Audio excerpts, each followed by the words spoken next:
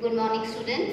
As previously we were doing the topic that is the journal, we have also passed some entry regarding the journal, how to pass the entry and how to record the entry in a journal. Now we are moving towards the more journal entries, how you will going to pass it. So one by one we will do it. Now next is the cash discount. So before passing this entry, you must know about there are two kind of the discount. First is the trade discount and the other one is the cash discount. The trade discount is never come in the books of account, as you have already passed the entry in the book of journal that when there is an trade discount, that trade discount is on the spot is deducted from the list price, and you will only write that amount which is come after deduction of the trade discount. But if we will talk about the cash discount, yes, the cash discount is going to show in the books of journal. So how you will pass the entry which is connected with the cash discount. So see, for example, if we take an example that Tilak paid for 4,750 rupees instead of the 5,000, and he earned rupees 250 as a cash discount. So here Tilak has to pay for 5,000, but he has only paid 4,750. It means 250 he has allowed for the discount. Then what entry will be passed? Here it is a cash discount. So the entry will be cash account debit, discount allowed account debit to Tilak. So it means the total amount of the Tilak was 5,000, but he paid to you rupees 4,750, and you have just allowed 250 as a discount. So you are giving a discount, that is a kind of a loss to you, and if you will take a discount as a loss, because discount allows a kind of a loss, that is going to be debited. The losses and the expenses are the nominal, it comes to the nominal account, and these all are the come to the debit side. That's why you are taking the discount allowed on the debit side. Okay, so what is coming to you? The cash with the 4,750 rupees. That's why the entry will be cash account debit with 4,750, discount allowed account debit with 250 rupees that you have allowed to your the person, that is Tilak, to Tilak account with the 5,000 rupees. It means what will be the briefing as a narration? Being cash received and discount allowed. One thing you should also be in your mind that whenever you write any personal account with a name, you will not write any account here. Because Tilak is a person, and with the person name you will not also write the account. You will directly write the name of a person. So this is the entry. Now move to the seventh entry, that is the bad debts. Before passing this entry, you should also know the meaning of what is the meaning of the term that is bad debts. That means the money you have taken from as in a loan, or you have taken from someone, or you have given to someone.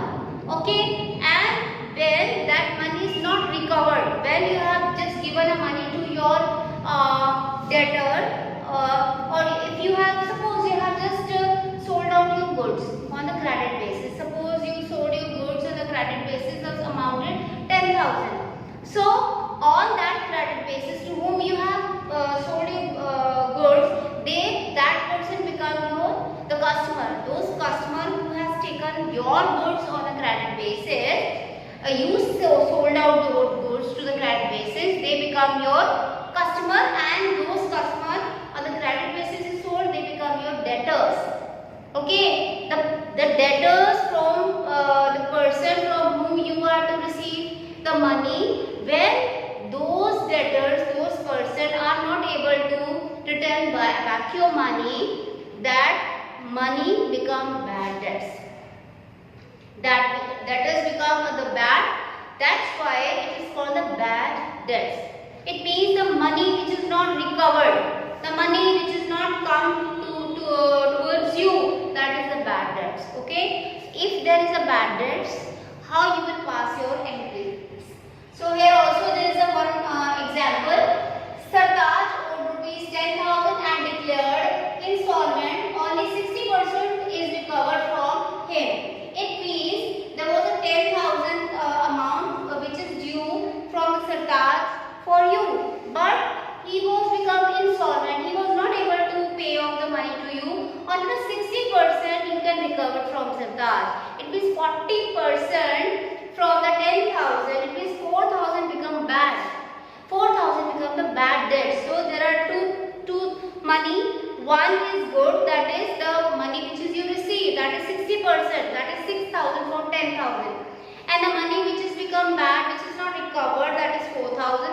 bad debts. So how you will pass the entry? How much you have recovered, that is cash account debit, bad debts account debit to Sardar. So cash account debit with 6,000, which actually you received, you recovered. Bad debts account debit which you have not been able to recover, that is 4,000. To Sardar, that is total money was 10,000. So bad debts is also kind of a loss. Loss has always a nominal account, and on a debit side of nominal account, all losses and expenses comes. That's why you debited here the bad debts account, and you pass the entry being 60% recovery on the insolvency. Now come to the bad debts recovered. Sometimes, fortunately, if some money become bad debts, but on a coming future, if by chance with a good luck you receive that money, that is your the money which was your bad debts become recovered, then how you will pass the entry? Suppose here also there is an example. Receive 4,000 from Ram against the debts previously written off as bad. You have written off that money which is bad debts, but again it is recovered from that person, that your debtors. How will pass? You will simply pass the entry, that is cash account debit, because cash is recovered. Cash account debit to bad debt recovered. Here the bad debts recovered will go to your credit side. Bad debts here comes to the debit side because it was kind of a loss. Bad debt recovered because you have recovered that, that's why it is going to be credited here. Now come to the next element, expenses in purchase and sale. Here purchase and sale is related to your tradable item, tradable goods. The goods which is you are the dealer, you are the manufacturer, you are the owner. It means the main business you are doing with. So purchases, especially purchase and sale word is only useful for the tradable item. It is not used for any, you have purchased any asset, you will not use the word purchase. You have sold out any asset of yours, like you sold out your land or building which is not your tradable item, will not use the word, particularly you will not use the word the sale and purchase for your asset purchase or sale.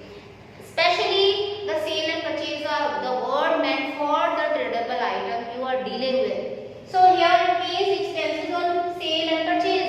It means these are the sale and purchase you are dealing with, or tradable item of yours. Now it means that, for example, goods purchases for rupees 10,000, cartage on purchase rupees 200. It means whatever you purchase the goods with rupees 10,000, and there was also the expenses of cartage. How we pass the entry? Entry will be purchases account debit with 10,000, cartage account debit with 200 to cash. How much money you have paid for? That is 10,000 and 200 you will pass there. Okay. Also goods sold for cash. Cash 8,000 and sales commission is paid. That is your 320. Means if you sold your goods for 8,000 and also the cash commission is paid by you, it means with the 320. How you will pass the entry? First you will pass the entry for the sale, that is you did the sale, and what is coming towards you, that is the cash. When you sold out the things, the cash is coming. That's why cash account debit to sale with the 8,000, and also it means the sale commission is there also. You will pass because you are also paying the commission on sale. So that's why sale on commission account debit to cash, because you are also giving the sale commission to some person for the sale gain. That's why it is going to be debited here and to cash with the 320 rupees. Now come to the next, that is the expenses and purchase of any asset. Now here expenses and purchase of goods here, and expenses and purchase of any asset. When any expenses are incurred for the purchase of any asset, that expense is actually the part of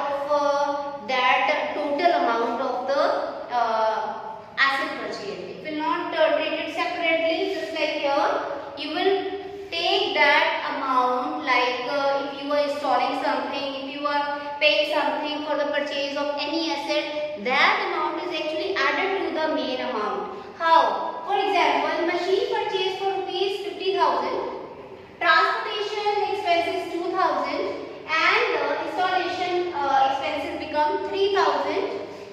Incurred all this machine. It means that the amount of the machine was 50,000. You also paid that is 2,000 for transportation and also 3,000 for the installation of the machine.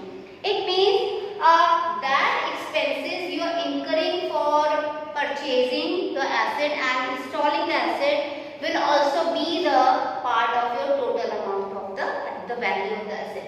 So it will actually add to the value of the asset. How? Machine account debit to cash. This is the simple entry, but not with the 50,000, but with the 55,000. 50,000 the value of the machine, and also 2 plus 3,000 the transportation cost and the installation cost will also be added in the value of the machine. That's why you are taking 55,000 instead of the 50,000. And you will also pass a simple narration that is being machinery purchased. Next is the profit or loss on sale of goods. Okay, now we are here taking the profit or loss on the sale of goods. Okay, so the entry will be, suppose the good costing 3,000 sold for 3,500.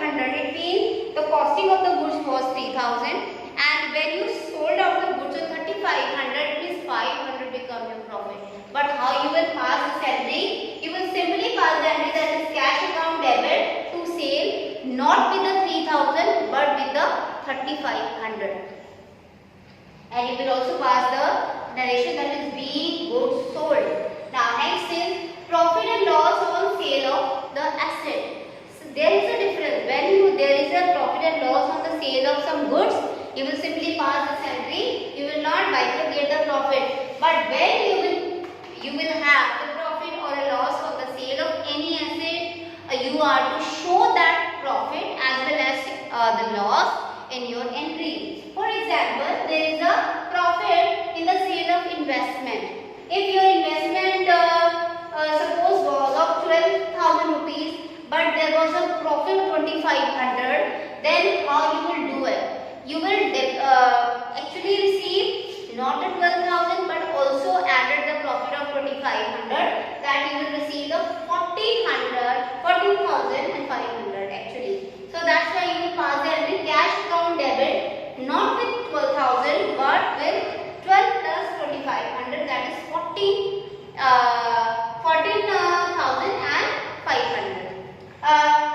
Investment account, that is the cash account debit to investment account and to the profit of the sale of the investment, that is with the 2,500. So here you have to also show the profit. There you are not showing the profit because it will be included in your this sale, but here you are to show it how much profit is there. Vice versa, if there is a loss in the sale of any your asset, you will show the loss also. Suppose your investment was costing 18,000, but when you sold out the investment, you are incurred the loss of 2,000. You are to also show that loss in this journal entry. How? Cash account debit with 16,000, loss on sale of investment with 2,000, to investment account 18,000. So it means that the cash you receive is 60,000 and the loss you have incurred is 2,000. That is also be the part of your debit side, because all the losses and your expenses comes to the debit side of your nominal account. Next is 13, outstanding expenses due and then paid. Now outstanding expenses are treated as a current liability. It means the expenses which is to be payable. It's not yet paid but payable. So first entry will be for outstanding expenses when it is due. Suppose there is an outstanding salary. You will also pass the entry for the due of this. Then you will pass salary account debit to outstanding salary. When it is really paid by you, then entry will be outstanding salary account debit to cash. It means here your outstanding salary has paid. Now